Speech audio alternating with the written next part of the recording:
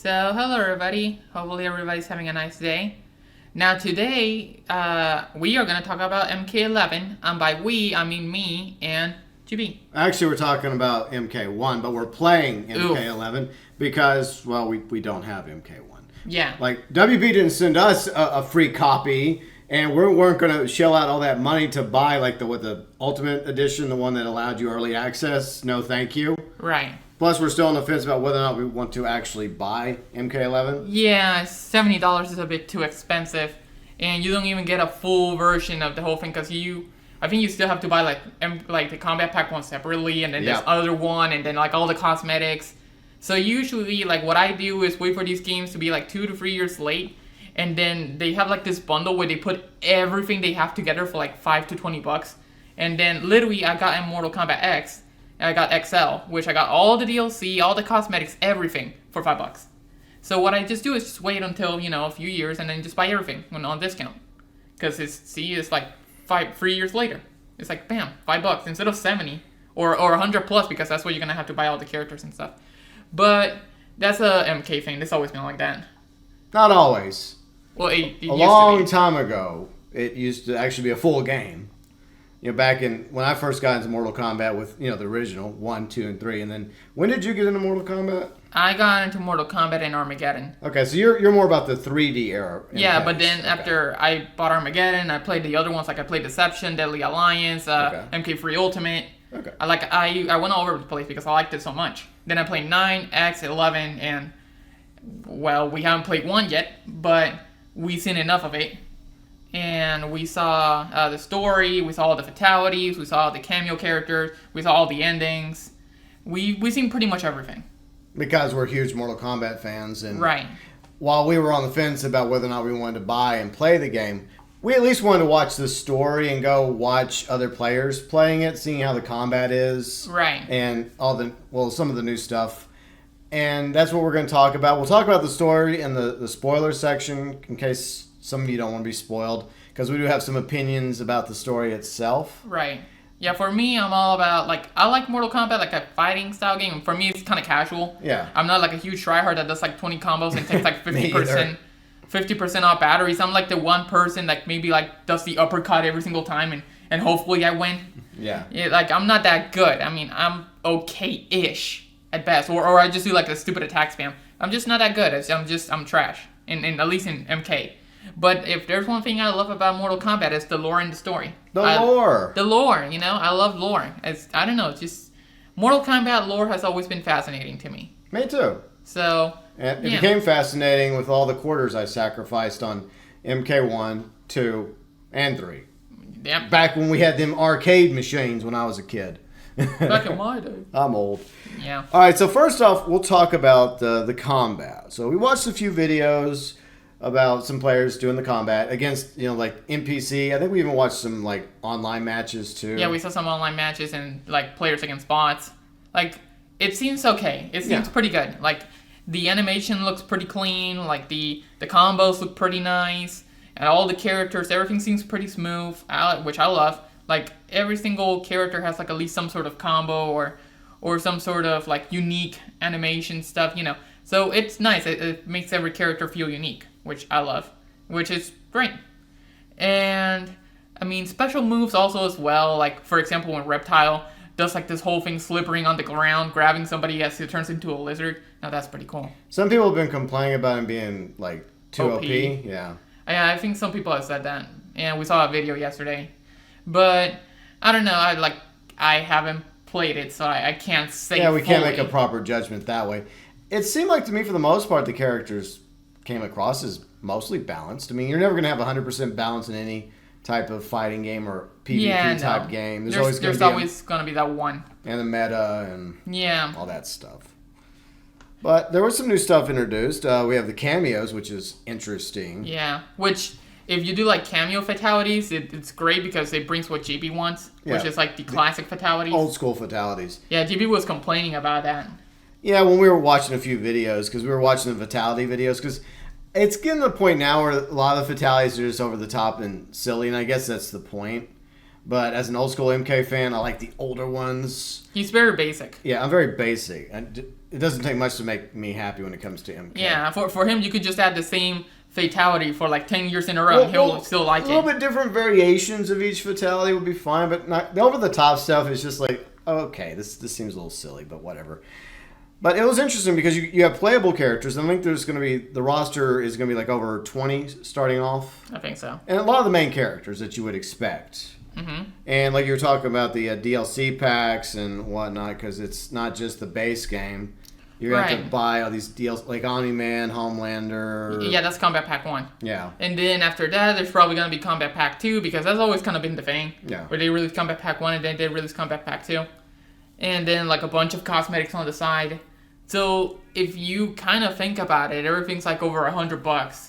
And that's like if you just buy the normal edition with nothing on it. Yeah. Like if you buy the premium edition, I'm pretty sure you're still gonna buy something else. Of course you are. Like even if you do get Combat Pack 1, you still get the cosmetics that you still have to buy probably. And I don't even know if there's gonna be a DLC story like Aftermath, which will be another $30 or $40 whenever it comes out if it does come out. Yeah, we'll talk more about that, I guess, at the end of our thoughts regarding the story itself. I mean, there are two different categories they have. Is they have the playable characters, which are the characters you'll be able to pick from to play. But then there's cameo characters, which is kind of strange because some of the cameo characters are also playable characters. But then there's also cameo characters that are not playable. They're only cameo. Mm-hmm. And you can only briefly switch to them to do like special combos. Yeah, it's also, like a special attack. Yeah, and then they can run off. Yeah, and you also get a special like old school fatality from them. You have like old school Scorpion, old school Sub-Zero. You have Sonya there. You have Striker. Yeah, there's a few. There's Jax is there. Yeah. There's like this imp girl, a hellish imp girl. Yeah. Yeah, there's a few. Yeah, there's a few, and I think they're gonna add.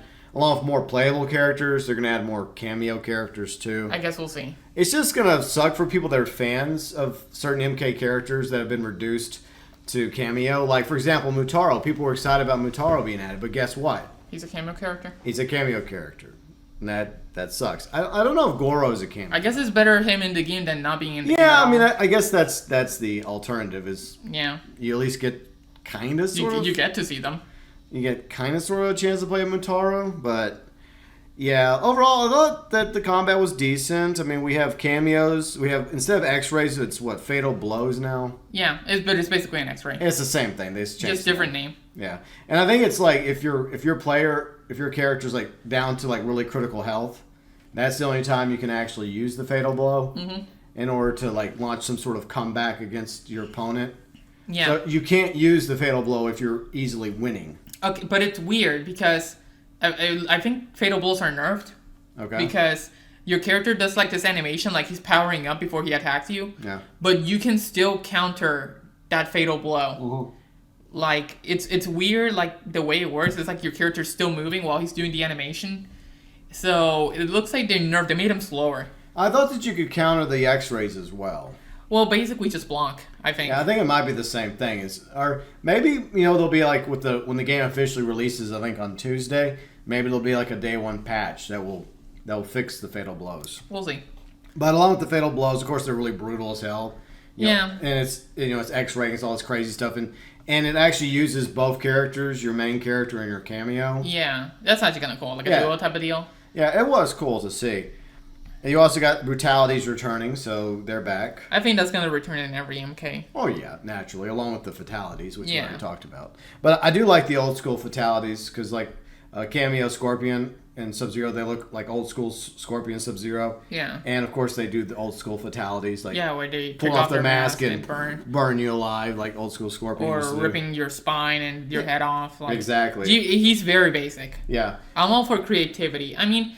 Some of them are just like meh, and I do prefer the classical ones. But there are some fatalities from like at least from the new ones that are actually still pretty good. Yeah, some of them were okay. Some of them, one or two made me laugh, but some of them just feel so ridiculous. Yeah, where you just rather do the classic. And at least a few of them felt basically the same. Like, oh, that's almost exactly like this other person's fatality. Yeah, a few felt very similar. Like Kenshi's where. Actually, wait. I think Kenshi does the thing with the sword where he just completely you know, turns her around and chops everything. Yeah. Or I think that's what he did, if I'm not mistaken. I could be mistaken. And then there's the one with Katana where she does the same thing with the fans and just kind of crushes them. Oh yeah, that was cool, like the blender thing. Yeah, so kind of like that. I think no, wait. Kenshi did the whole thing with the sword where he just put it in his mouth and then just took it off and. Oh yeah. And then they're different, but yeah, some of them are pretty similar. I think he did that in MKX, if I'm not mistaken. Probably. Yeah, I mean they did it once, but yeah, that's the whole thing about, you know, sometimes being hard to be creative. Because I mean, with the same characters, there's only so much you could do until you start getting creative, and then you're like, okay, well, what do we do now? Yeah. Yeah. So, I mean, I do get it where some of the old ones might be better than the new ones, just because sometimes it's just hard to be creative. That's true. And for the most part, I think I like the roster for the. You know, it seems pretty good for. I liked it. Yeah. Yeah, I mean, every single character seems okay with me. Yeah, except for one. Now, overall, I'm gonna say this before we throw shade and salt. Mm-hmm. Most of the voice acting is actually pretty good, except for one person, and I think most of you probably know who we're gonna talk about here before we go into spoilers. Yep. Megan Fox, which is supposed to be a Hollywood actress. Now, granted, she's not the best Hollywood actress out there, but I thought she put a little bit more effort into voicing Natara than she did, which was low effort. It was like they did one take and that's it, just go.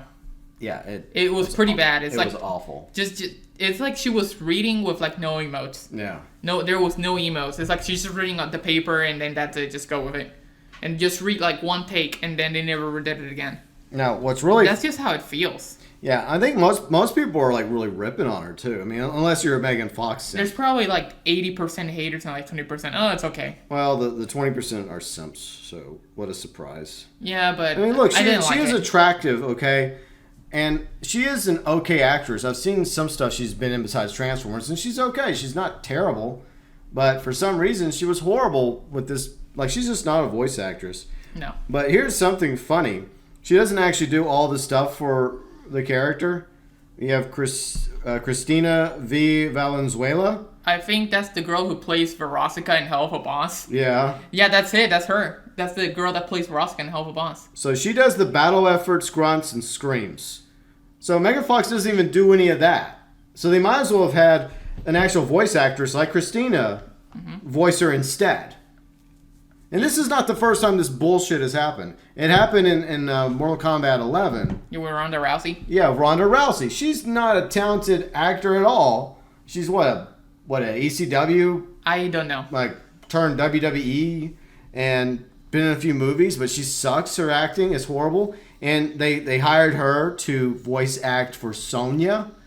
Yeah, I wish it would have brought back the MKX role. Yeah, because she's a voice actress. She actually did a good job voicing Sonya. Ronda Rousey sucked. And it's one of the big reasons why I didn't like it. Anytime I saw any scenes with Sonya, and I'm just like, ugh, bad, cringe. But the rest of the voice acting in MK1, pretty good. Yep, everybody else did a good job. Yeah, they seem to work with almost every single character besides Megan Fox. Yeah. But, yeah, I would have to say there are a few voices which I was glad to hear. Like Jin Sakai as Scorpion. Yeah, he voices Scorpion. Yeah, that's really cool. What's his name? Daisuke Suji? I think that's how you pronounce it? Yeah, and we're huge Ghost of Tsushima fans. Like, the moment I heard that voice, I said, wait a second, is that Jin Sakai? That sounds like Jin. And then I looked it up, and it turns out it's him. It is. It sounds like Jin, and that was just so surprised that now he plays two ninja characters. Yeah. Well, kind of. And Scorpion's my favorite Mortal Kombat character, so I'm fine with that. So yeah, there you go. Jin Sakai is Scorpion. Then you have Sojourn from Overwatch. She plays Tanya. She sounded very familiar. And I was like wondering, wait a second. I played Overwatch and I've heard that voice before. It's like, wait a second, is that Sojourn? And it turns out it's Sojourn from Overwatch too. And then you have Kelly Hu.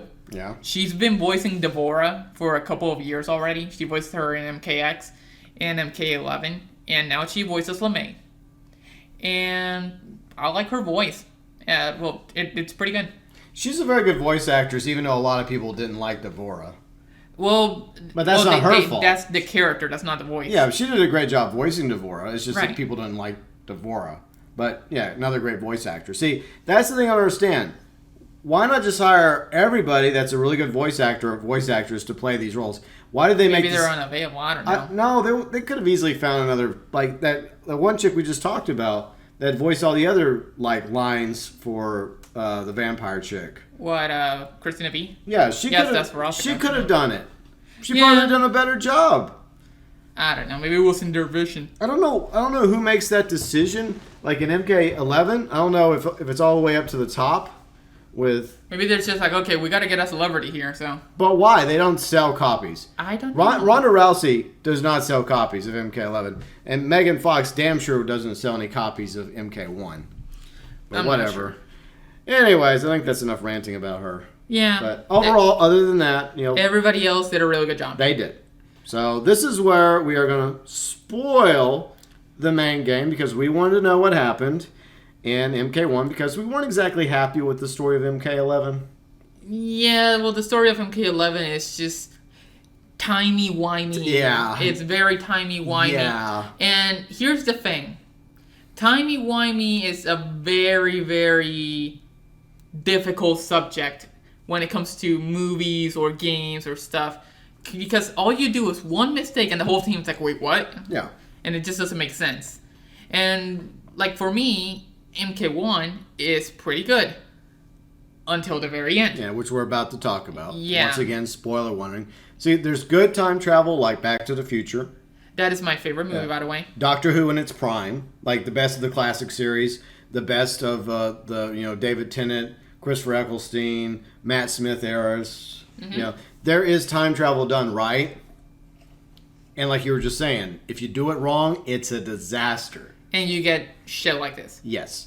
And I feel like that's pretty much what happened in MK11. But this was an opportunity for them to leave MK11 behind. A clean slate. And yeah, exactly. And start over. And that's what a lot of us thought they were going to do of MK1. Like I said, it basically did that until the very end. Yeah. But okay, so here we go. We're gonna go into story mode spoilers. So yep, you've been warned. 2, 1, here we go.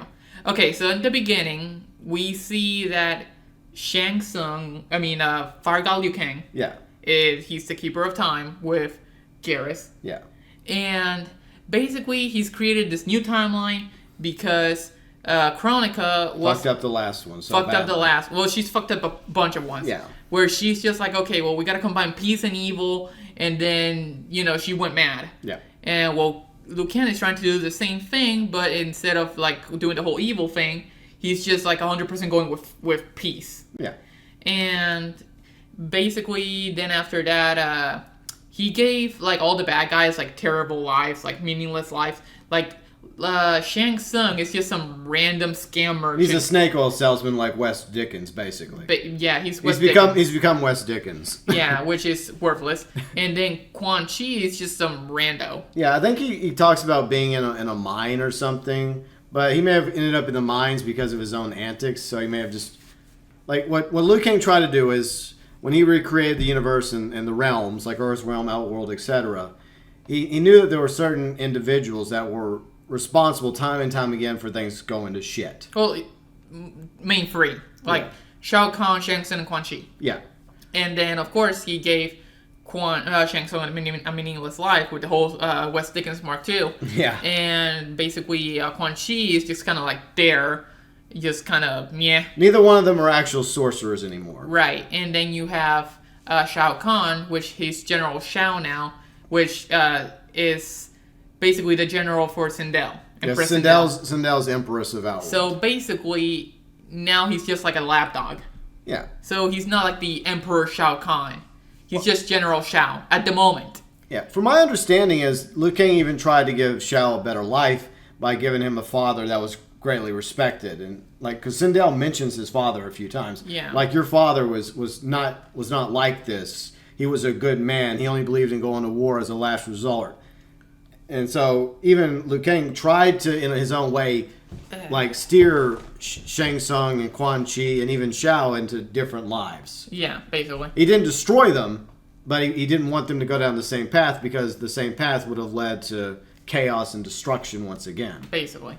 But then someone interferes. Yeah, someone interferes, which is basically Titan Shang Tsung. Yeah, well, I was going to start off with mystery enemy. Okay. Yeah, well, it's basically Titan Shang Tsung from the previous game because yeah. we're going to combine like 20 million timelines right now. Yeah, we haven't gotten to the bad part. Let's focus on the good and then get to the bad. Okay, let's get on that one.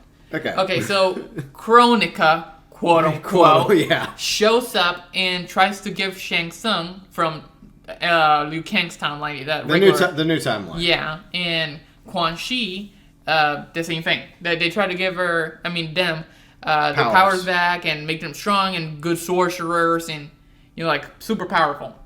And they basically agree. And basically then after that it cuts to like Kung Lao and Raiden, who's mortal now, and they're having this rivalry because it would basically be like Liu Kang and Kung Lao, but now it's like Raiden and Kung Lao. Yeah. So basically it's like this rivalry like Liu Kang and Kung Lao would have had in the past, and they start doing their chores. And they're talking about, like, moving up with their lives and having some excitement because they don't want to stay in the farm all their time. Well, Kung Lao doesn't, but Raiden seems content with doing his part for the village. Right. He wants to be recognized. Yeah.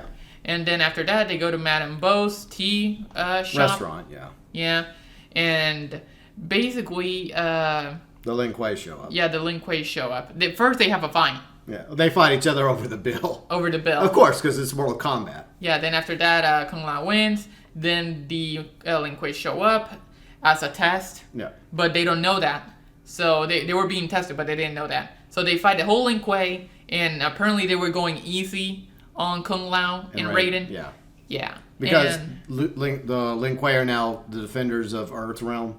They were always the defenders of Earth Realm. It's just that it kind of changed a little bit in a few games, but yeah, basically they've always been the defenders of Earth Realm. Then after that, Kung Lao tries to save, I think, Raiden, or tried to distract Sub-Zero with his hat trick. Oh, yeah. There was like a really funny scene by the bar where him and Sub-Zero were fighting, and this dude was drinking, and like Sub-Zero did this whole ice thing, and then he took the ice. He broke a piece of ice off this dude at the bar and just dumped it in his drink. Yeah. There was some funny moments. Yeah. But basically, after that, he throws the hat at Sub-Zero's head. It's just a straw hat right now. Yeah, so it doesn't do anything. He just gets annoyed.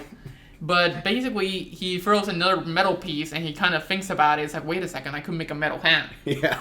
And it's like, okay. The idea. Yeah, so he kind of thought about it in the future, and then he made a metal hat. Eventually. But that's later. Then after that, basically, you fight Scorpion, and I think you fight Smoke. I thought you fought Smoke first. Well, you fight all three of them. Yeah, all three of them, along with the rest of Lin Kuei. Right. And then after that, basically, Fire God Liu Kang shows up, and he says that this has been all a test to test if you were, worthy of being champions. And basically, Kung Lao accepts immediately. Mm-hmm. And Raiden is just like, okay, well, I have a life here. Don't worry, you'll be helping us by becoming our champion. It's like, okay, well, I accept. I think it was Madame Beau that talked Raiden into it. And there was a funny scene where they thought Madame Beau was dead and she was playing dead. Yeah, she was playing dead because she was in on it with the Lin Kuei and Liu Kang. Yeah. I'm sorry, Lord Liu Kang. Yeah, have some respect. I do like the fact they actually put Liu Kang in the center instead of throwing him off to the side like they've been doing in some of the past games. The past decade. Because he is supposed to be the main character, or one of the main characters. He's the face. Yeah. Well, along with Scorpion and Sub-Zero. Well, yeah. I mean, there's several. That's what makes the game so amazing, is that there's so many great characters that make an awesome ensemble, but at the top is usually Liu Kang. Right. This is supposed to be. But then after that, they basically become champions, and that's it for Chapter 1. Yeah, that's it for Raiden. Kung Lao, they're off to the Shaolin Temple. Yeah, the Shaolin Temple to train. Yeah, and then we cut to Indiana Jones, Johnny Cage. Oh, yeah, he was making a fake Indiana Jones. He was making a fake Indiana Jones, and we see a few jobbers here for you to test out, with Johnny Cage in his Indiana Jones outfit, which I'm pretty sure, don't quote me on this, you'll be able to buy in the shop. Probably. Yeah, and basically then after that they're making this whole movie, and he gets into character, and he's pretty badass, and his friend dies, and then after that they cut the movie, and it's like, cut, we did good, we liked it, and then I think Johnny's trying to get some side gig or something. Well, I think Johnny's career is on the decline, and I think that this movie is basically his attempt. I think he's put his own money into it in order to try to get his career back up. Right. So he's in debt, I think, and his wife, which is not Sonya, it's Chris. He lives in this mansion, which reminds me a lot of Iron Man's mansion. I know, I was going to say. Yeah, Tony Stark's mansion looks very similar. He has all this expensive crap, and she keeps complaining about it. And she's like, I didn't marry Johnny Cage. I married... John somebody. He has he has an actual real name. Yeah, it's John. Yeah, John something. John, I don't think it's John. John McClane. Yeah, but all of a sudden, after she leaves, Kenshi shows up. Yeah. And basically, he comes in talking that he wants Sento because he bought that for $3 million. Yeah. And it's on the wall. It shows up in the game. Yeah. And it's on the wall, and he's like, I want Sento because of my ancestors. Obviously, Johnny's calling bullshit. Yeah. And I'll say this about Johnny. He is knowledgeable about Japanese history and Sento's history and Kenshi's family's history. So he's not a dumbass. Yeah, he's not a dumbass, which is good. Yeah. He does some stupid stuff, but he's obviously very knowledgeable about certain things. Right. But then after that, Johnny and Kenshi fight. Yeah. Johnny wins because you're playing as Johnny. Of course. And basically you tie Kenshi up to a chair and you want to get the information. Like, why are you really here? And Kenshi explains the same thing. Obviously, Johnny's calling bullshit again. Yeah. And then the Lin Kuei show up. And with Fire God Liu Kang. Because they want to, he wants to basically recruit them. Yeah. And it's like, wait a second.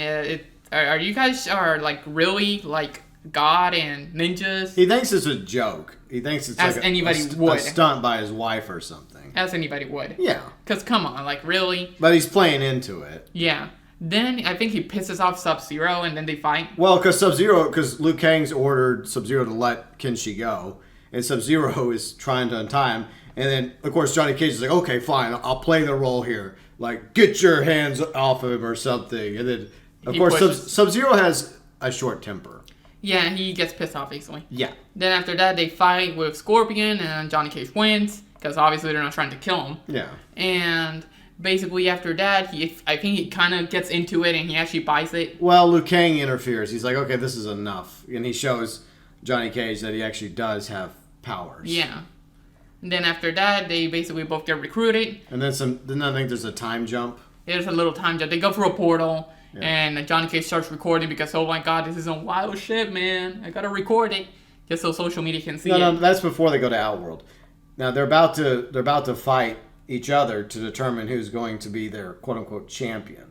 Right, but the funny thing is that in this chapter, the title is literally called "The Chosen One." And it says rated. Yeah, I mean, spoilers right there. Yeah, so wait a second. So who's going to be the chosen one? Oh, it doesn't take a genius to realize that it's rated. Yeah, it's ridiculous. Because the game literally tells you before you even fight everybody. Now, this chapter is a little bit long. It is. Because you fight like 8 people in it, which is surprising because usually you fight 4 people, then you move to the next character. Yeah. But in this one, you fight like 8 or 9 people, and... You have this chapter's a bit long because there's like a whole... It technically breaks into 2 halves. Yeah, basically. So the first half is all the characters reuniting and seeing Outworld for the first time. Well, that's not what I referred to. I referred to like the mini tournament back at the temple. Well, I was going to get to that. Okay. So basically they get to Outworld and obviously like they seen some shit because Fire God Liu Kang has probably explained it to them. They just never seen it. Okay.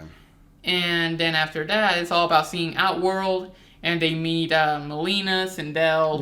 You're jumping ahead again. What? They first compete at Liu Kang's Shaolin Temple to decide who gets to be the champion. Yeah. Oh yeah. So Raiden ends up beating Johnny Cage and Kenshi, and he has to fight Kung Lao again. Yeah, and he wins. Yeah, he wins this time. Yeah. So Raiden wins, and then they go to Outworld. And then they meet like Li Mei and all their people, and they see how Outworld is basically. Yeah. And then they meet Melina, Katana, and Sindel. Yeah. They go there, and then of course since Raiden is the champion, he has to prove himself. Yeah, he's the only one that has to fight. It's like the others went with him, but the only one that gets to fight from Earthrealm because like Outworld has home field advantage. Mm-hmm. Is Raiden. Yeah, so it's just him. which is weird. I'd rather have been like tournament style, where like you had several matches and then it led up to Raiden versus the final opponent and see who would win. Yeah.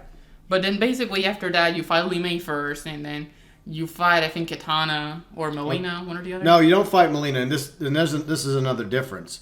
Melina actually is Sindel's daughter. Yeah. And she's not only her daughter, she's the heir. Yeah. And Katana's number 2. Mm-hmm. So Katana's not the heir. It's Melina that's the heir. Right. So. Yeah, and Raiku's the next one he fought. Raiko. Yeah, Raikou, yeah. Raiko? Whatever. Yeah, pick one. Tomato. I think it's Raiko. Okay. Or Reiko. I don't know. Potato. He's basically General Shao's right-hand man. Basically.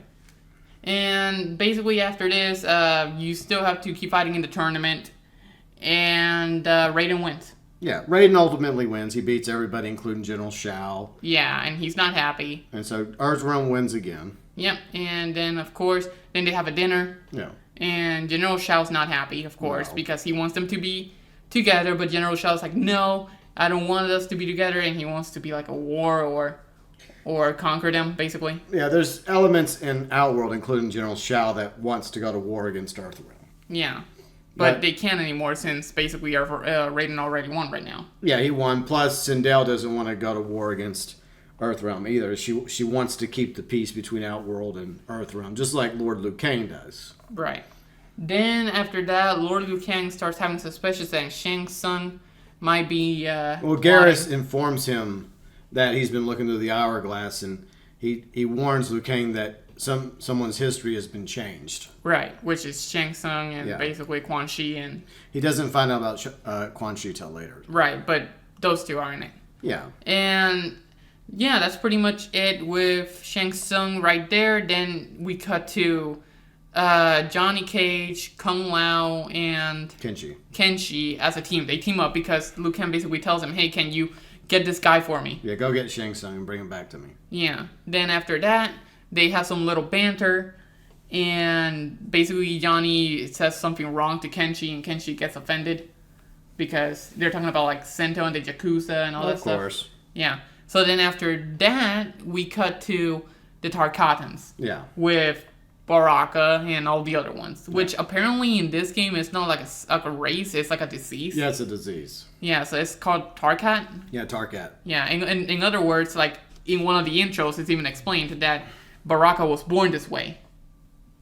Well, on a different timeline. Well, I know, it's like in one of the intros. When you choose like Baraka versus Baraka. Well, yeah, because each one has different intros when they fight each other.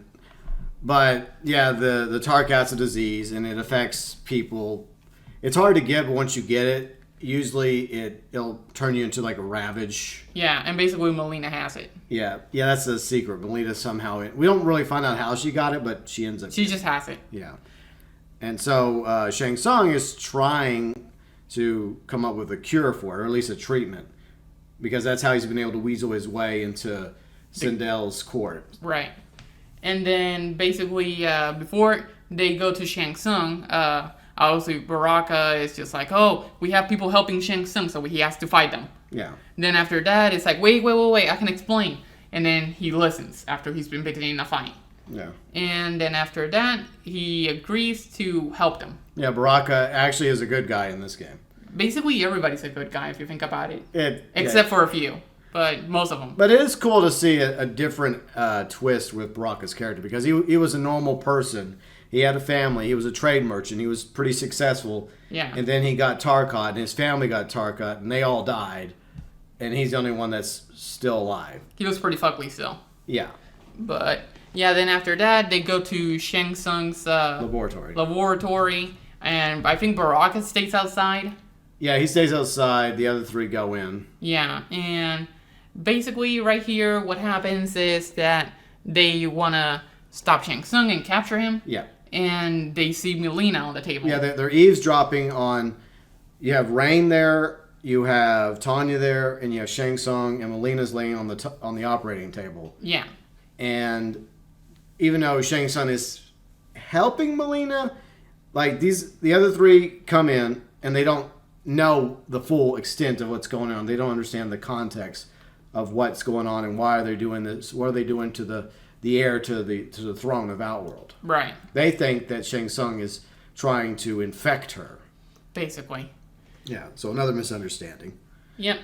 And basically they fight each other. I think in this chapter you're playing as Kenshi. Yeah. Yeah, and then basically you kind of quote unquote defeat Shang Tsung, and then it's like, wait a second, let me help her, and then he makes the cure. Yeah. And basically stops Melina, but before he stops Melina, she turns all Tarkat and basically uses her size to stab Kenshi in the eyes. Yeah. And I think she was almost going to kill Johnny Cage, but Kenshi saved him. Yeah. So Kenshi saves Johnny Cage's life, but as a result, he loses both of his eyes to Melina. Yeah, and then you get to like Kenshi's, original design where, of course, he's blind. Yeah. So that's how he got his blindness. Yeah. Which has to fucking hurt, not gonna lie. Yeah. The two sides to the eyes, oh my god. Yeah, pretty painful. Mm-hmm. And then after that, basically, Kenshi's out of the game right here. And Johnny Cage is just like, I think injured or something, or he's just like... knocked out. Johnny Cage got knocked out. Kung Lao got knocked out. Yeah, so... Baraka gets captured outside because all of a sudden a whole bunch of people show up. Yeah, I think General Shao and Quan Chi show up. Yeah. And I think like a few more Katana guards. shows up. Katana shows up and a few more guards. Yeah. And basically, right here, they get sent to the prison. Yeah, the flesh pit underneath the laboratory. Yeah, and it's revealed that there's obviously a conspiracy between Shang Tsung, Quan Chi. I think General Shao is kind of part of the conspiracy, but he doesn't know the full extent of it. He doesn't know that Shang Tsung and Quan Chi have another deal going on. Right. They've just promised to make him Emperor of Outworld. Mm-hmm. So that's what's going on there. But basically, after that, they wake up and it's like, holy crap, look at this place. It looks horrible. Yeah. Obviously, it's like a laboratory. There's a bunch of experiments and it's very messed up. And basically, then we meet Reptile. Yep. Or Saizo. Yeah. I prefer Reptile. I'll say Reptile. But yeah, he has the ability to shapeshift. Only into two forms. His human form and then his lizard form. Yeah. Which, not gonna lie, both of them look pretty cool. They do. Yeah, and then basically, he says that he has my family hostage, so why are you helping Shang Tsung? It's like he has my family hostage. Yeah, that's Reptile's reason, because Reptile says to them, well, you're Shang Tsung's prisoners, I'm his slave. Because, he's the jailer, but he's an enslaved jailer. He has no choice but to do Shang Tsung's bidding, or his family die. Yep, and then... they basically, Shang Tsung shows up to basically tell them that he's gonna do like some sort of vivisect them, dissect them, use their parts for his experiments. Right, and they'll basically die. Yeah. And then after that, they toss him into like these cages. Yeah, Johnny Cage can get tossed in the cage by the mutant Tarkatans. Yeah, and then you have like Baraka, Reptile, and I think Kenshi. Well, at first, no, Baraka Kung Lao at first versus the Tarkatans. Right. Yeah. And after that, they get freed. Then Baraka fights Reptile. Yeah, fights Reptile. Then you free them. Yeah. Then Shang Tsung shows up again and tells them that I already killed your family. Yeah, basically, because he's realized that Reptile's failed him. And so he just tells Reptile the truth. Cheer up, Reptile, or Saizo. You're about to join your family. It's basically to give him a motivation to already join the team. Yeah, so. So then after that, they all escape. They all escape. Yeah. And that's when you keep going through the living forest, and they explain what the living forest is, and that there's a bunch of souls in there of the good guys. Yeah, only good spirits go into the living forest. Right, so... Including King Jared, which was Sindel's husband. Yeah, someone who's there is King Jared. Yeah. And he'll play a part later. Yeah. But at the moment, we keep going through the forest, and we have a bit of dialogue here, a few jokes, and at the same time, like a few good moments with like Kenshi and Johnny. Yeah. Which is kind of cool. Because they're actually bonding now. Yeah, they're bonding. And I think I forgot another thing. Reptile actually helped Kenshi. He gave some pain ointment to Johnny Cage, and Johnny Cage used a bandage to put that signature headband over Kenshi's face. So right, he has ointment over his the holes in his eyes now to dull the pain. Right. So Reptile did help in that regard too. Mm-hmm. But then after that, they meet Ashra. Yeah. And Ashra is like one of those 3D era characters. They did her lore pretty well in the story mode. And she looks pretty good, not gonna lie.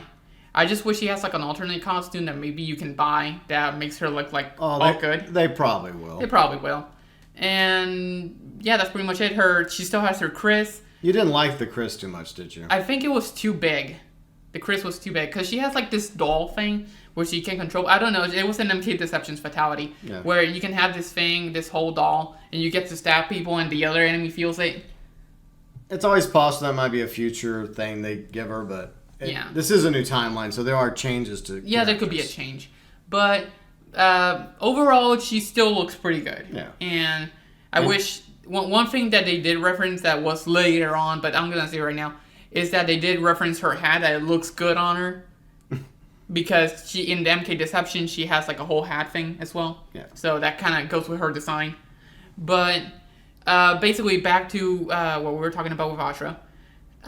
Right here they meet Ashra and I think it was like Reptile and Baraka. They run into her. And Ashra because she's like cutting down Tarkatans left and right. They're trying to kill her.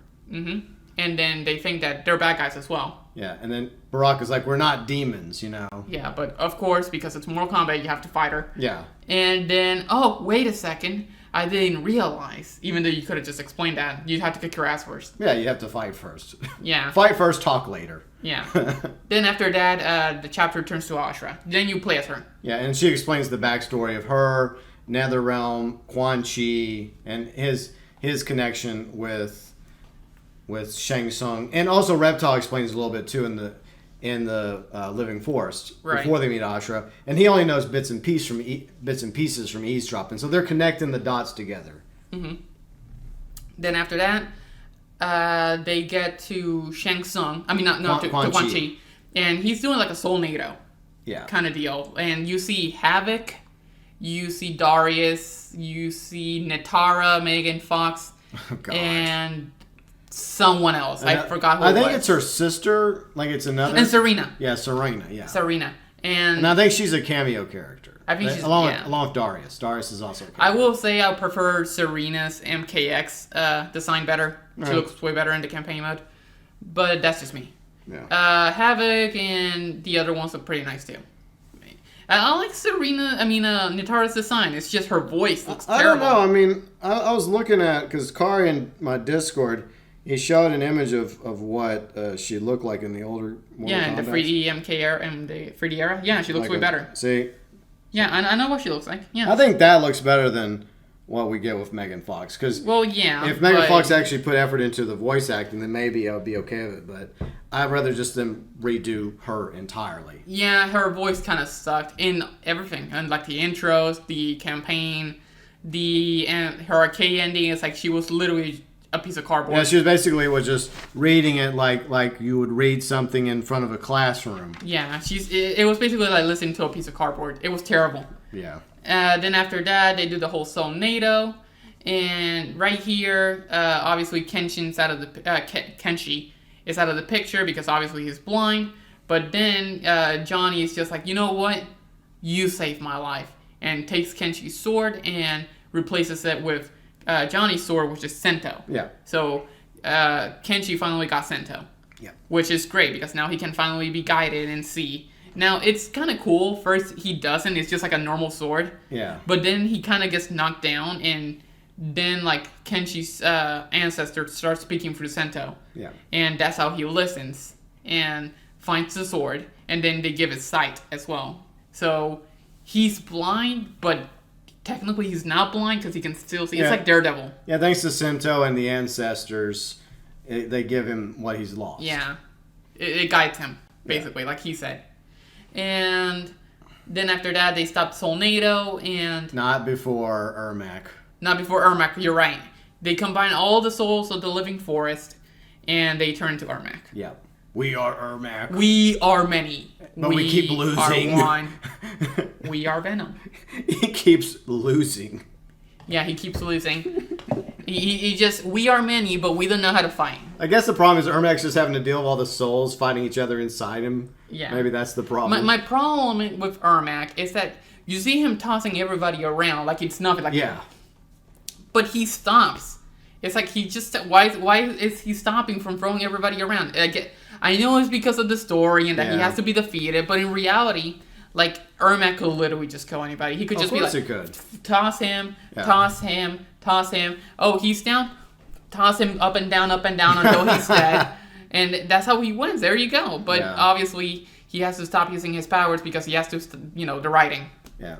Well, I think that the writing does work here because like we mentioned a moment ago, there's another soul inside Ermac. And I think that might be where the conflict's happening. That's weakening Ermac and not making him as dangerous in this timeline as he would be in previous ones. Right, King Jared. Yeah, King Jared. Which we finally see. Yeah. They've been talking about King Jared. I think the first one was Deception, correct me if I'm wrong.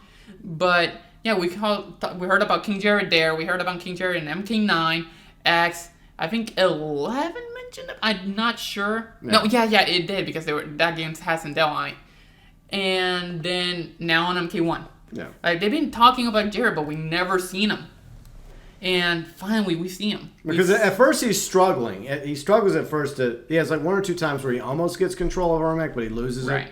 Yeah, we don't see him here. Yeah. But one thing we do see from Ermac is that once they defeat Ermac in this section, one of the souls gets free, and Quan Chi loses his end pass privilege and he turns white now. Yeah.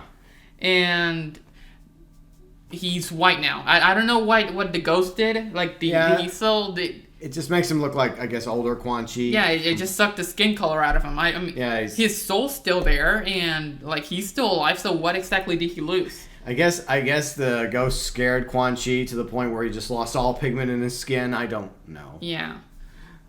And it's just one of those many mysteries. Yeah, then he gets knocked down, and obviously they can't kill Quan Chi because he can reveal the location of Shang Tsung. So instead of taking Shang Tsung back, they're going to try and take Quan Chi back to Earth Realm and to Lord Liu Kang. Yeah, to reveal Quan Chi. Yeah, Shang Tsung. But they have to, in order to get to the portal, they have to go to the capital of Outworld. And there's like a big old festival going on. They have to sneak through. Yeah, and obviously it doesn't go very right. They take disguises. Yeah, they do, because there's kind of like a Mardi Gras thing going on there. But Baraka will not go with them because the Tarkatans are not allowed in the city. Yeah. Which sucks because up until this point, I've really enjoyed Tarkatting in the story. After this, no more Baraka. No, you just kind of... I'm just like, this is the first time I sit there going like, well, we'll bring him back. I mean, he does kind of get brought back later in the game near the end, but he doesn't have as big of a role. Right. And like he's just reduced to like a background character. Yeah, which is sad because so far he's been pretty good. Yeah. And he's voiced by Steve Blum? Steve Blum. Blum. Yeah, Tank MC or Seb. Yeah, from Rebels, yeah. Yeah. But then after this, basically they sneak through the whole thing.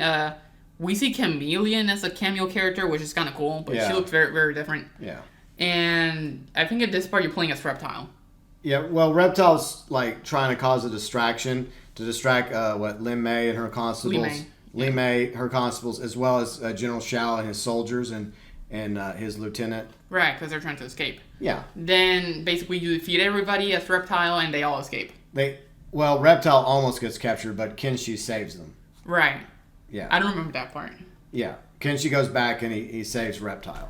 And then they go for the portal. And then they all escape through the portal, including Ashura, Reptile. But Quan Chi's the one that gets away.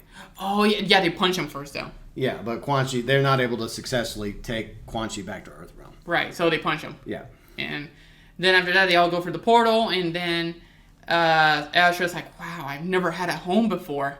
And then she's like super excited and all wholesome and happy, even though her face is like creepy. Well, she's still very likable because the reason why she changed was because like Netherrealm was all she knew. Yeah, hell. But when she was given a glimpse of the way the Outworld and Earthrealm are and how there is good out there. Yeah, she wants to That's what changed her. Yeah, it's basically MK Deception lore all over again. Yeah. I mean, there's a lot of that in this game, though.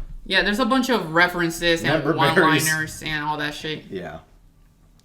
But basically, Asha's happy to help Earthrealm, and Reptile is happy to help. Yeah. And we never see them again after this. It's like they get out of the picture. We probably see them in the background and at the end, which we'll get to. Don't worry. But basically, Baraka's out of the picture, Reptile's out of the picture, and Asha's out of the picture at this point. And it's all about, like, who? I think now it's, they find out that, I think Ashra mentions their plans to, like, they take this castle, right? Is the castle in Earthrealm or in Outworld? I get confused by that. Which castle? That big giant fortress that Quan Chi and Shang Tsung end up at with the army, the Dragon Army. That's in Outworld. Okay, because I was confused about where that fortress is. So I think. Yeah, so I think it's no, because they have portals there. Yeah. So it has to be in Outworld. Yeah. So it's very confusing, but there's a lot of things that kind of confuse me about the story. Yeah. So I think Lord Liu Kang learns more about what's going on from Garrus, because Garrus is continuing to investigate through the Hourglass. Yeah. He's trying to figure out who's responsible for not only Shang Tsung, but also Quan Chi deviating from their quote-unquote destinies. Right. They see a figure, but it's not quote-unquote Chronica. Yeah. He doesn't know that. He doesn't know that. But Lord Liu Kang decides to send the Lin Kuei, well, certain members of the Lin Kuei, to infiltrate the fortress that Quan Chi and Shang Tsung are building their soul machines and all that stuff. So, right. So they send Sub-Zero, they send Scorpion, and Smoke. Yeah, and I think after that, what happens? I keep forgetting. Well, okay, so there's obvious conflict between, like, Sub-Zero's the Grandmaster. Yeah. But he obviously has an attitude problem. And he didn't like his father very much. He didn't like his father very much. And at first, it seems to be like an accident that they killed his father. Right. But that turns out to be a lie, because it was Sub-Zero that killed his own father. But like, at the time, like, Scorpion and Smoke don't know that. Smoke is not their biological brother. Right. But he was adopted by their father.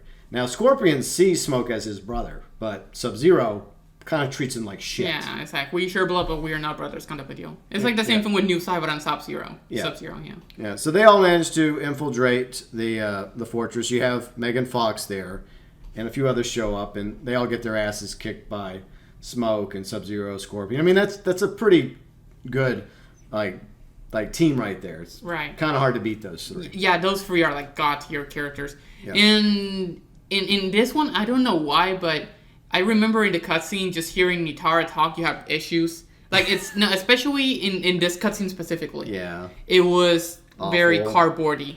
Yeah. It was terrible. It's just I hate to say it. It's just Megan Fox just takes you out of the game, and not in a good way. Yeah. Then basically after this, they see all like the Soulnator machines. Yeah, the machines. Yeah. And they basically tell Smoke stay here, and Sub-Zero and Scorpion go. Yeah, they go further into the temple. Yeah. Or the fortress or castle, whatever. Mm-hmm. The thing. Yeah.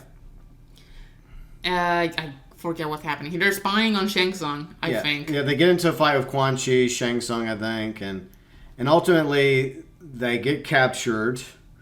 And then Shang Tsung's had a plan the whole time to basically turn Sub-Zero. He said turn to Lin Kuei, but he only managed to turn Sub-Zero. Because that's all he has to do is turn the Grandmaster. Basically, the other ones can just, serve or get killed. He doesn't care. Yeah, he doesn't use any spells or anything on Sub-Zero. He basically just offers him power. Yeah, it's just manipulation tactics. Yeah, he's like, look, we're going to win this thing. We have this dragon army, and we're going to give you a battalion to control. The Lin Kuei will be able to control Earth. And, of course, Sub-Zero turns out to be a scumbag, because Sub-Zero's been having issues with Liu Kang for a while now. Yeah.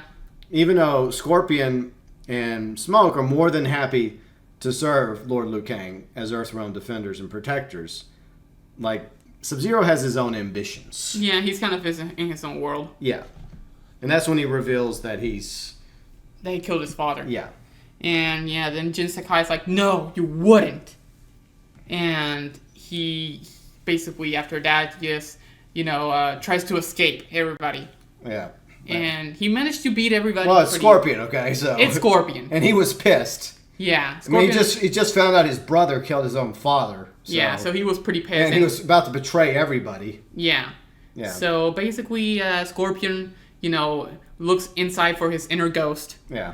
And basically, he escapes pretty easily. Yeah. And he meets Rain. I think, no, wait. He's escaping. Rain sees him. Yeah. And then they fight. He fights Rain, and who else does he fight? I think Quan Chi's there. Yeah. And then after that, he defeats them, and he runs away. He reunites with Smoke. With Smoke.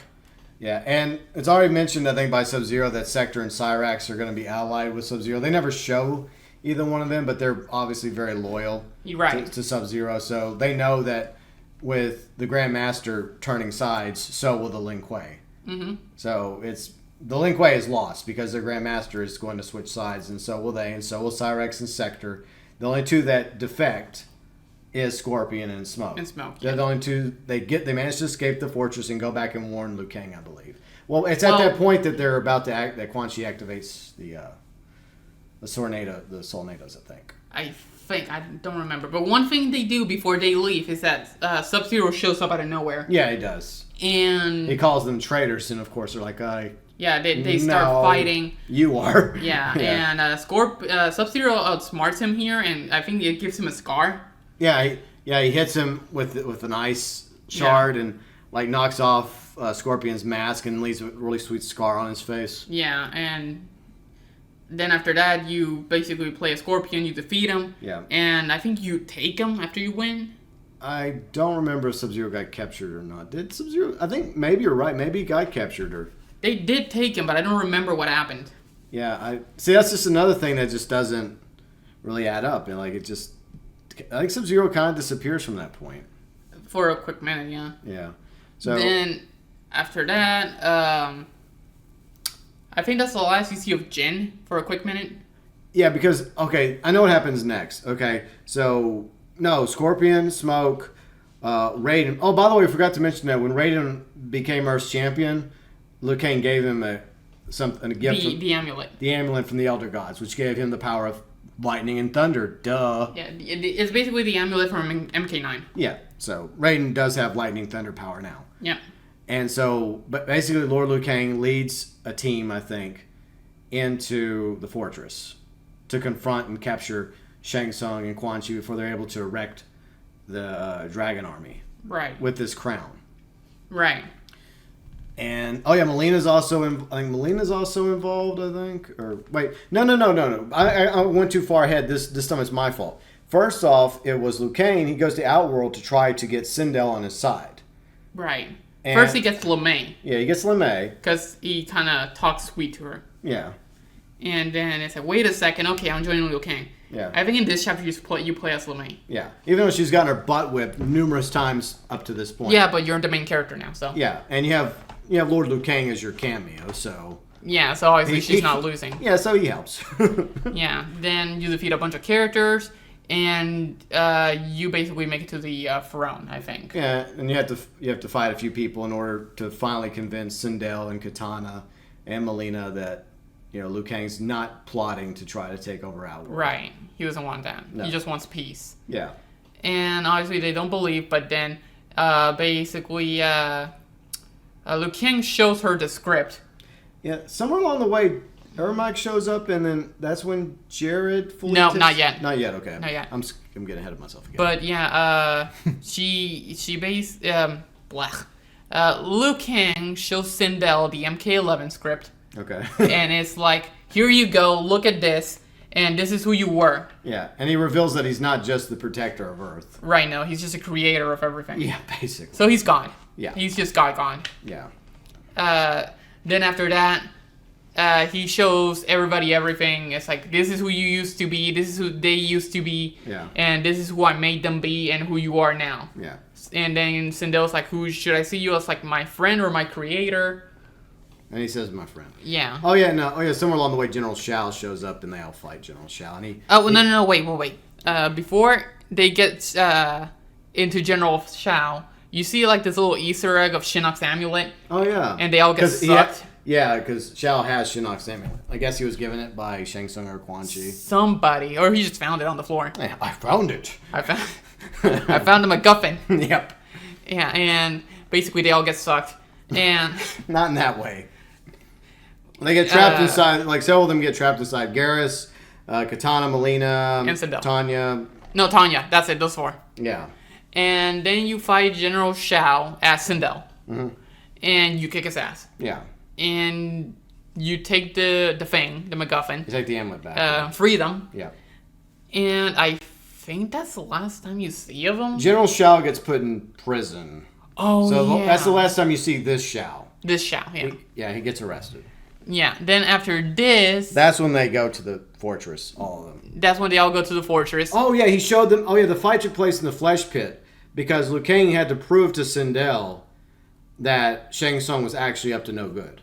Right. And so when she goes to the flesh pit, she's like, oh my God, I can't believe that Shang Tsung was actually doing all this awful stuff. Yeah, under her back. Yeah.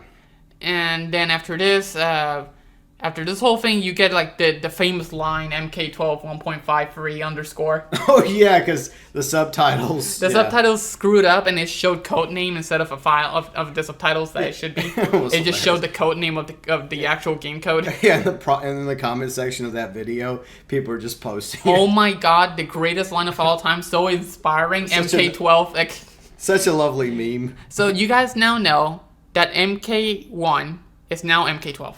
Yeah. There you go. That's probably what its original name was. Yeah, they just didn't... They decided, no, we don't want to call it MK12. We'll just call it MK1. Even though it makes sense, MKX, MK11. But again, since they're starting in a new timeline, they call it MK1. Yeah, but it's been revealed. It's either the coding exposed. This game is MK12. Yeah, it's basically MK12.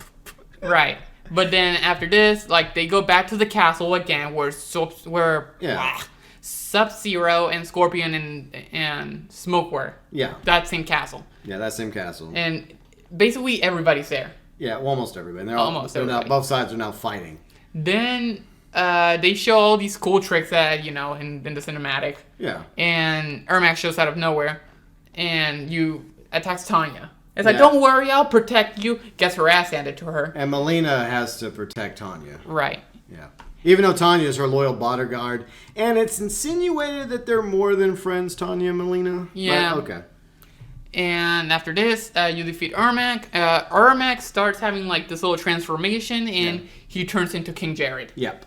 Because he kind of took over. Yeah. For the moment. Yeah, he took over the form. I guess he just has such a strong will that he was able to. Right. And then after that, obviously everybody's super happy. Obviously, Katana, Melina, and Sindel. Yeah, they're all happy to be reunited with Jared. Even though he's still dead, he's just in this. He's very blue. He's very blue, yeah. Yeah, he's like Fran. But yeah, they managed to defeat Shang Tsung and Quan Chi, so they got him captured. But that's not the end. This is when the game just. Right there is everything's great. Yeah. Everything's really good here. Yeah. Until this part. Everything's good. Just cut this part and the rest of the game and just rework it and the game will be better. Yeah, rework the act. This is when we start technically getting into Act 3 and it just is a hot mess. Yeah. Because this is when the reveal happens about who's actually behind Shang Tsung and Quan Chi in this reality. Right. And so, of course, the game wants you to believe it was somehow Chronica surviving or something of Chronica. Right. But it wasn't. It wasn't. It turns out to be Titan Shang Tsung. Yeah. Which is basically the villain from MK11 Aftermath. Yeah. So basically there are two timelines. One where Liu Kang won, and one where Shang Tsung won. Which is basically like the end of the game because it's basically choose your fate. Yeah. And it shows like either pick this one or this one. And I guess technically they're both canon.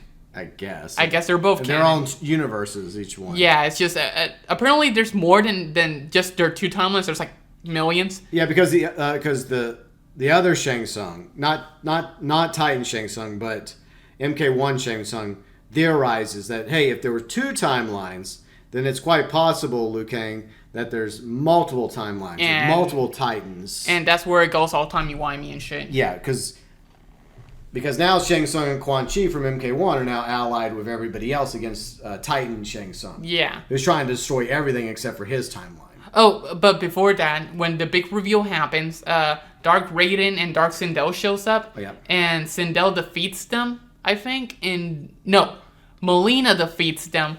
but MK1 Sindel gets brutally impaled, and she dies, and King Jarek sucks her. Well, her soul goes into Ermac, and so her soul gets sucked. Yeah, so Sindel's soul gets saved, and she's reunited. Inside Ermac. She's reunited with Jared. So. Yeah. But now Liu Kang has to go with Shang Tsung's plan to find other allies on other timelines. So him and Garrus go back to the Hourglass. Yeah. And it's just going from... Yeah, this is where it goes to what the fuck. Once you get to the whole Chronica reveal thing, it goes to what the fuck. Yeah, the Chronica fake out, yeah. So before we do that, before we go to the Hourglass, there's this whole area where 5 portals and General Shao Kahn. Yeah, this is Titan Shang Tsung Shao. Yeah, blah. Yeah. And it's a bunch confusing. Yeah, it's super confusing. Then you have to shut these portals because basically what I think Titan Shang Tsung is trying to do is just throw all this into MK1's Liu Kang timeline. And it's trying to basically put the Dragon Army to take down Liu Kang's timeline. Yeah, basically. And Shang Tsung and Quan Chi help. And Raiden. And you get this MK Dissection reference where they all are using her powers. I mean, their powers against, like, the portals. Yeah, they're trying to destroy the portals. Yeah, but if you look at MK Deception's intro, you have the same reference where all of them are using their powers, but instead of a portal, it's Onaga. Yeah. Which is the Dragon King, and, this is his army, but it's just the Dragon King's not here. Yeah. And then they realize, wait a second, one way we can turn that off is to kill Dark Shao Kahn. Yeah. So what they do is that they do that. Yeah. They kill him. And then the other 3 portals, because there's 5 portals, they already shut down 2 portals. Right. And with the death of Dark Shao Kahn, the other 3 get shut down. Right. Oh, one thing he says is like the beginning of the MK9 intro. My venom spreads. It's the end of all things. He says that. Of course. And then he says Armageddon. Yeah. And, it's like, he said it. He said it. He said the thing. There's a lot of those moments. There is a lot of that. But, when you do see them, it's like, oh, cool. Yeah. If you're a big fan, if you're like, oh, wait, what? What did he say that? Yeah. I think that it still could have been salvaged. Well, don't. You're going crazy there with my headphone cord. Yep, your cable. But anyways, it could have been salvageable at this point if it would have just ended up being Liu Kang versus Titan Shang Tsung fighting here, and then Liu Kang defeating Titan Shang Tsung here, and then he destroys Titan Shang Tsung. The game ends. That would have been okay, I guess. But it's not over. No. Then after this, they go to the Hourglass, and first they go to they get the dragon statue that the Great Kung Lao gave Liu Kang. Yeah. That Garrus has been putting Liu Kang's extra power into. Yeah. And after that, they get Titan Katana. Yeah. And Titan Raiden and Titan this good guy number 2 and Titan good guy number 3. Yeah, they get several Titans from different timelines. Right. And then after that, Titan Shang Tsung shows up with his warriors. And it's a cluster bleep at this point. Yeah, they try to destroy the Hourglass. The Hourglass is saved by Garrus and everybody else. The other Titans. Yeah. Shang Tsung retreats. And no, it's not over yet. It's going to get even more chaotic. After this point, they all teleport and they go to the pyramid. Yeah. Of Argus. Yeah. I guess. Or is there a new pyramid? I don't know. And they're trying to recreate the Armageddon intro here. Yeah. So both sides have gone through their perspective timelines to gather up allies. Right. Shang Tsung, like Titan Shang Tsung, Titan Quan Chi has gathered up their army on top of the pyramid. Right, which is not one timeline, it's a bunch of other timelines. Yeah, it's just getting insane. And it's getting insane. And at the bottom of the pyramid is Titan, Lord Liu Kang and Titan Katana and the rest of the Titans and their allies. Right, it's a cluster bleep. Yeah. And at this point, I like to call this art, they call it Armageddon, I call it item shop ad. Yeah. And basically what they do is like a combination of multiple things. It's like they're both like attack, and they both rush in. You see them running down the stairs, pretty funny. Well, this is the one time you actually get to select which character out of the roster. Oh, yeah, you get to choose. Yeah. I guess it does make sense to play Garrus since it's the only character you haven't played as yet. Yeah. Or Liu Kang. Yeah, or Liu Kang. Like one or the other. I think it makes sense for them both to be at the end, or Liu Kang and Katana, but... Well, Katana gets her ass handed to her. Well, it may change depending on who you pick, so... Okay. So it's really weird because you have these two armies like Titan Shang Tsung's armies marching, like storming down the pyramid. Lord Liu Kang's army is going up the pyramid. Right, and there's like this soul thing in between the stairs. Yeah. Where people get knocked into. Yeah. And people are just fighting and killing each other left and right. But the thing is that with this whole timeline thing, there are weird combinations. Like, you see like female Sonya Blade Kano. Yeah. You see, for some reason, like all the combat kits in like black and yellow. Yeah. You see like MK3 Smoke. Yeah. You see like Scorpion Kung Lao. And they had like Frost Quan Chi. Sub-Zero Quan Chi, and you had all these weird combos. I guess it's because obviously they're combining the timeline, so there's gonna be combination of characters, but it looks so weird on the story mode. Yeah. It like if it was like a regular skin on the shop and then you bought it and you played it on the mesh, it looks okay. And that's what we thought they were doing in this scene. It's basically they were just showing off potentially, like maybe not all the character skins you see, but maybe some of them are item shop skins. Like, hey, look at all these sweet item shop skins you could have for your characters. These different Melinas, these different Sonyas, these different Scorpions and Kung Laos and it Quan turns out to be Chis. so weird. Yeah. It's like you see like in this one combination where there's like 3 Johnny Cages, but one of them is female. Yeah, it's really, really strange. Yeah, and again, Sonya Kano. And then it's so weird. Yeah. And then you get to the very top of the pyramid, you basically fight Shang Tsung and Quan Chi, you win. What I found weird though is when you're going up the steps, like I don't know if it's always Katana unless you end up picking Katana. It may be somebody else. If you can even pick her, I don't know. I thought she was an option, and maybe I'm wrong. I don't know. But like Titan Katana in the one playthrough we watched, she ends up single-handedly killing all the combat kits. Mm-hmm. So what does that say about the combat kits?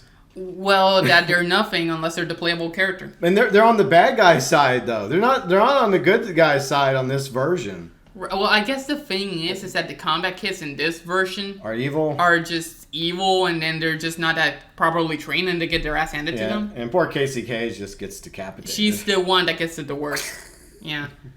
But then after that, they get to the top of the pyramid. Shang Tsung and Quan Chi fight Liu Kang and Garrus, or Liu Kang. Whatever combo. Yeah, Liu Kang and the character you end up picking. Yeah. And you defeat them. Yeah. Then after that, you do your sand power thing and delete them from the timeline. Yeah. And that's basically game over. After that, you get your cutscene, and you said basically like I don't know what happens. They start eating. Yeah, they're back at Madame Beau's restaurant. And they say, hey, we saved the world. That's good. Now I have my champions. And yeah, Johnny Cage is going to turn it into a movie franchise in order to, I guess, people accustomed to the idea of these different realms is supposed to... Yeah, because people might think it's crap. Yeah, it's supposed to entertain people, but then it's also, the other purpose is to get people, I guess, used to the idea that there's different realms until it's officially presented to the world, I guess. Let's see, Raiden, of course, Raiden and Kung Lao and Kenshi are there at the table eating, and then... Liu Kang leaves because he's going to go help Scorpion and Smoke with their new clan. The Shirai Ryu. Yeah, so they form a new clan. And it's weird because Scorpion is not Hanzo Hasashi. He's Kuai Liang in this timeline. Yeah. So Bihan is basically the old Sub-Zero from MK9. Yeah. And instead of becoming new Cybot, he's still Sub-Zero. Yeah. And Kuai Liang, which is the future Sub-Zero, is now Scorpion, and he created the Shirai Ryu with Smoke. Yeah, but it's a new timeline, so... Right, but Hanzo Hasashi is just some rando at the moment. Yeah, he's a kid. That if you beat the game as Scorpion, I think... In the arcade ending. Or is it as Smoke? I think it's one or the other. Yeah. I think Scorpion creates the Shirai Ryu in his ending, and I think in Smoke's ending... he gets the boy Hanzo Hasashi. Yeah. Yeah, I think. Correct. Or it's, the other way around. I don't know. But the ending is, it goes back to the pyramid. There's a whole bunch of dead bodies. Jax is laying there, still alive, barely. MK3 Jax. Yeah, MK3 Jax without his arms. Yeah. And then another batch, being led by another version of Havoc, show up. Yeah, it's like Sub-Zero Quan Chi. Yeah. Black Katana, which is basically Tanya Katana. Yeah, and I think there's a Kenshi other one hybrid. I think so. There were so many. It was confusing. It was so confusing. So, like I said, everything is good until the part where the whole Chronica reveal. Yeah. Okay, quote-unquote Chronica Shang Tsung reveal. Yeah. Like, the entire story is great, but once you get to that point, it's like, what the fuck? Yeah. It's just like, I don't know. It just completely destroys the story for me. I agree. Everything's great until that. Yeah. That's why I hate timey-wimey shit, because you get one thing wrong and you're like, oh, what is this? Or you just go batshit crazy like this. Now, there are some people out there that actually like it, but we did not like it. We did not like it. I don't know. I was just so lost. It's like, what is this? I just feel like that they were repeating the same mistakes that they've made. They could have got away from the whole timeline stuff. But they went back to it. But they went back to it, which is what a lot of people didn't like. Yeah, I would have loved it if it was just this world and then that's it. Yeah. You know, but no, they or have just to two timelines, you know? Right. And no, just one. Just leave it in this new timeline. Well, I mean, like I said, they could have salvaged it with just Titan Shang Tsung, and he's trying to invade with his evil timeline, and then it's up to Liu Kang to defeat and destroy Titan Shang Tsung. Before any of them show up? Yeah, and then that ends it, and then that seals the gap between the two timelines. Like you close the portal forever basically, or something. Yeah. Okay, I would have something like that, but not this whole fight. Yeah, because it went from where it could have been salvageable to where it just went insane. Yeah, it was like, what the hell? And not in a good way. No, it was a little closer. And it did feel like advertisement for the item shop. It kind of did. And the final battle. Yeah. But, yeah, that's pretty much the story. Overall, pretty good until the end. Yeah. I would give it like a 7 out of 10 because... 6. Okay, I would give it a 7 still. Okay. Because 80% of the game was good. Yeah. It's just the ending. But the problem I feel, the reason why I'm giving it a lower score is because you had a good start, a good solid reboot, a decent middle, which was leading towards something. Right. And then a horrible ending. It just crashes and burns in the end. Yeah. And that's the whole thing. The beginning is like... When it comes to these games, the ending is the most important part. Yeah. You have to have a good way to end it. Otherwise, you're like, what you have to stick the landing. Yeah. And I don't feel like they did. I think it just went insane. Yeah. Starts great middle, terrible end. It's just... That's why I have to give it a 7, because the roster's pretty good. And, like, the voice acting's pretty good, and the visuals are amazing, but... Then the story just takes a nosedive, but everything's good. Yeah. It's just the ending. Like, why couldn't they have just kept this story a little bit simpler? Like with the original movie, right, from the 90s, where it's the tournament, and, Liu Kang has to ultimately defeat Shang Tsung. Yeah. He defeats Shang Tsung, but it opens the door to the next enemy, to Shao Kahn. And that was another issue, because I've always felt like Shao Kahn is the main antagonist, not Shang Tsung. Well, that's the way it was in the original games. And so... Well, things changed. I know things changed. But this is what they should have done. Like, maybe instead of, Titan, Shang Tsung, maybe in the end, that Shang Tsung was once again a servant for Titan, Shao Kahn. Mm-hmm. And maybe it's revealed in the end that Titan Shang Tsung was nothing more than a puppet of Shao Kahn from the other timeline. And now the other Shao Kahn's about to launch his invasion, which will be in the next Mortal Kombat. Well, the thing is that I don't know. Shao Kahn from the previous timelines has gotten absolutely demolished by literally everybody else. Well, this was a good opportunity to correct that, though. But how? That's what I'm saying. If you had a Titan Shao Kahn, right? And this is one that does not exist. This is in my head. Okay. From the evil timeline. Okay. Say that it's very similar to Mortal Kombat 1, where you think that Shang Tsung's the main bad guy, but he's defeated in the first game. But it turns out at the beginning of the second game, no, Shang Tsung was a servant of somebody else, the Emperor of Outworld. Okay, well here's the thing, right? Okay. In the evil timeline, aka Titan Shang Tsung's, Shao Kahn is already dead, because he killed him. Okay, well maybe this is a completely different evil timeline. In literally MK11's Aftermath, you see Shang Tsung just sucking the soul out of him. I don't know, babe. I'm just trying. I'm trying to come up with something that'll work. other than what we ended up with. Well, yeah, it's the whole thing, timey-wimey shit. That's just... Yeah, it sucks. But my point is, as an old-school Mortal Kombat fan, from my perspective, I know they've added other enemies over the years. The main antagonist in this series is supposed to be Shao Kahn. That's one thing I liked about MK9 or Mortal Kombat, is that they made him the main antagonist again. Which is what Shao Kahn should be. Yeah, but he cannot be the main antagonist every time.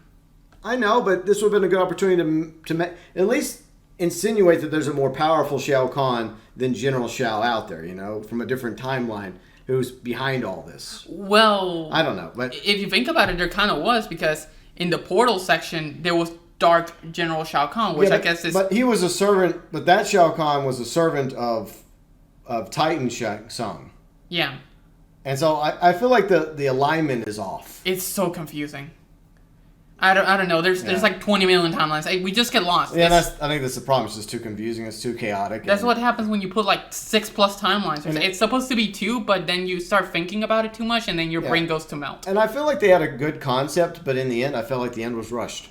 I felt like they had a good idea. They had a brain fart. They hit writer's block, and they were rushing to get the story done, and they just threw everything at the fucking wall.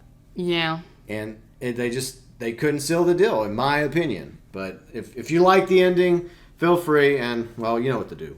Yeah. Let us know in the comments section. Yep. And that's pretty much it for the story. Yeah. But if you're buying the game just to play it, then you're probably going to have a good time. Right. And I guess it'll see. If you play the game for online, the gameplay's good. Yeah. And that's what most Mortal Kombat fans probably care about anyway. Right. Like, if you just care for the fighting. If you care for the lore... Everything's good until the very end. Yeah. So I would say if you're buying this for the story, just watch it on YouTube. Yeah, that's what I did, and you did. I always do that because 4 hours, by the way. Yeah, of animations, of cutscenes, because good cutscenes. Because the thing that's one thing I miss about the old MK is just the conquest mode. Yeah. Where it was mostly gameplay and like minimal cutscenes. Yeah. Now the whole thing is just like a movie on YouTube, and like you play in between the fights. That's it. It's like. I don't like that style. No. Because if you're basically watching a movie that sometimes in between you're fighting through it, and that's it. Like, if I want to do that, I'll just watch a movie. But that's the whole thing. Even on YouTube, it's called Full MK Movie. It's just like, I don't know. I don't like it. I prefer the conquest mode of basically Deception and Armageddon. They need to bring those back. They could. I mean, look. Can you imagine how beautiful Deception and Armageddon will look on PS5? Oh my god, those games will look amazing. Because in that game... You used to explore realms, like in Deception. You play as Shujinko in that game, in the Conquest. And you go to Earth Realm, Nether Realm, Chaos Realm, Order Realm, Edania, World. You go to all these worlds and you explore them. They're hub worlds. So you can basically go to any realm you want. It's cool. Why can't they do that again? Yeah, that'd be cool if they consider doing that in the future. Like, imagine an MK Deception remaster on the PS5. Yeah. I would play the heck out of that. But... Yeah, like, they need to bring back those old conquest modes, because I don't want to see a movie. If I want to see a movie, I'll go to the theater. I don't want to see MK movie. Yeah. I want to play through it. This is a game, not a movie. Yeah. It's sad because when we were watching this, we were both thinking, you know what, this is already better than that new Mortal Kombat movie that came out. MK 2021. Yeah, I still think that movie sucks. The only thing about it was the intro. That's it. The intro is cool between, like, Sub-Zero and Scorpion. And then that's it. Yeah, the first 10 minutes... Amazing. Then you get to Cole Young. Yeah, then it's just no dive, but and yet it's getting a sequel for reasons. With Johnny Cage. Yeah. But we'll see how that that's goes. Pretty much it for MK1, at least from what we've seen. And I don't know, man. I mean, this is one of those games that if you're gonna buy it, you buy it for the fighting, because that's just how it is. If you want to see the story, watch it on YouTube. If you care about MK lore and you don't want to waste money. You like us. Yeah, like us. Like, I always watch the new Mortal Kombat story on YouTube because I'm one of those people that care about the lore. Yeah. That's just how I've always been. But, yeah, if like, for example, I have MK11, I have MKX, and I have all those games, but I play it mostly if somebody else wants to join me randomly on the couch and then I want to fight against them. Yeah. That's when I play like we've been doing in the B-roll. Yeah. for Mortal Kombat 11. By the way, my defense is, look, this is the first time I've played Mortal Kombat 11. But that's all I'm going to say about that. But yeah, like I do like playing in these games, but it's just like me versus somebody on the couch. Not online, because online there's a bunch of sweats who memorize like coding and frame attacks, and okay, this attack you can do it in 0.11 frames. Yeah. And they combine it with another attack and they do all these combos. It's like, what the heck? Can I move?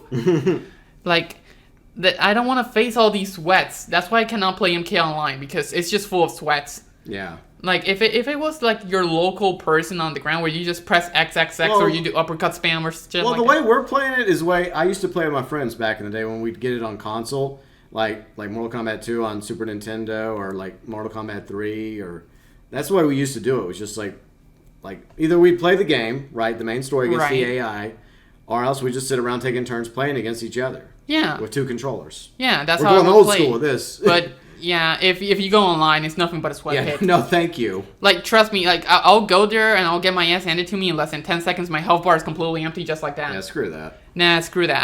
I can't play online. Too many sweats. But that's just how it is nowadays. Most games are sweaty nowadays. Too sweaty. Too sweaty. Just go outside, put some Febreze on your chair. Make sure you crack that window open. Good thing fall's coming. Yeah. But yeah, that's basically it for our opinions on MK. A little bit long. Yeah, sorry about that. Yeah, but hey, what can you do? We ramble, and at the same time, we try to get through it, but sometimes you just kind of think about it. And then we like to ramble. I mean, go and look at our review of Star Wars Rebels up it's on the Vlogs It's who channel. we are. There's no changing that. It's who we are. But yeah, if you guys like, hearing us ramble, like this is one of those things where it's good to hear it while you're like listening, like you're like walking or something, and you want like something on the background. Exactly. This is one of those things where it's nice to have like something in the background. I agree. Yeah, like I would listen to this on my background. That's how I would do. But yeah, that's pretty much it. Hopefully you guys have enjoyed. GB, thank you for joining me. Thanks for having me. And by the way, a little bonus for all of you at the end. Calculate in the comment section how many times I won and how many times Riley won. Feel free and let us know below in the comments section. Bye-bye.